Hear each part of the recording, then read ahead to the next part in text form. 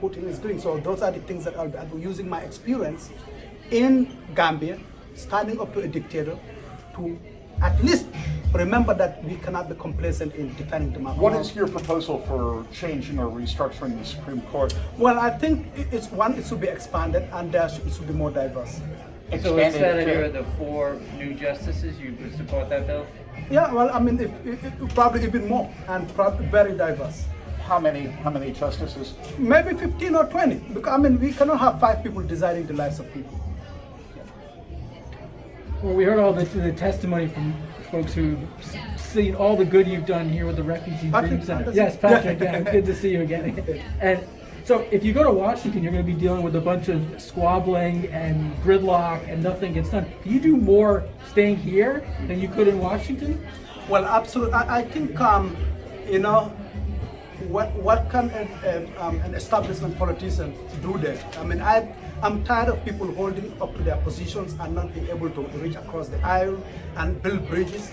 I will use my experience of building bridges between hundreds of refugee youth and American youth together, immigrants and Americans together, refugee women and American women together, use that bridge building experience and help reach across the aisle and make things happen.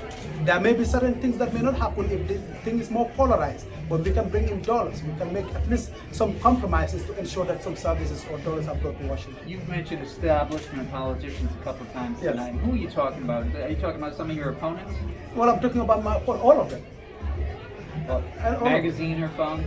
Yeah, well, I mean, I believe though they are the symbol of establishment politicians and entitlement, and some of them may probably be a little bit outside establishment, but I think I'm the only candidate who is a candidate of color and the candidate from the community and the people who live with the people and outside that elitist.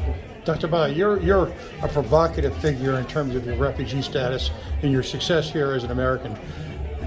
What do you subscribe to do about the immigration crisis happening in the United States? What can we do to create a sense of immigration justice here in America? Well, I think, I mean, 2 things. I mean, COVID should teach us a big lesson about immigration. When COVID hit, if we did not vaccinate all the immigrants, 11 million people in this country, then we would not have been able to take care of the problems. Why did we talk about, oh, let's just vaccinate everybody except the immigrants? The bottom line is these immigrants are living in this country, they're participating in the economy. If we regularize or normalize their state, that means they'll be driving legally, they'll be participating more in the economy. So my hope and aspiration is to advocate for immigration reform and not to kick it on the side, because it must happen, something must happen. The second level of my approach to immigration is to look up to what is happening outside the world. If there's more flooding and drought, more people will be jobless and they will easily be recruited into gangs or drug lords or war. There will be more terrorism, and that means millions or hundreds of millions will be displaced in South America, in Africa, and Middle East, and everywhere. And so it's about global climate change. It's about protecting regimes, because if that doesn't happen, we will see more displacement of people and more influx of immigrants than the industrialized world has ever seen. One last quick follow-up. Do you think, we pay a lot of attention to what's happening in the Ukraine now. We ignore what's happening in Yemen. How can you make that adjustment in foreign policy so that we're cognizant of Americans' role overseas in all nations? Well, I mean, as a refugee, it's difficult for me to say it's us versus them. It's very easy for that to create polarization. Mm-hmm. And I mean, I was one of probably almost 100 million refugees who were displaced, and I got the opportunity to be brought in here. I always say it looks like winning the lottery.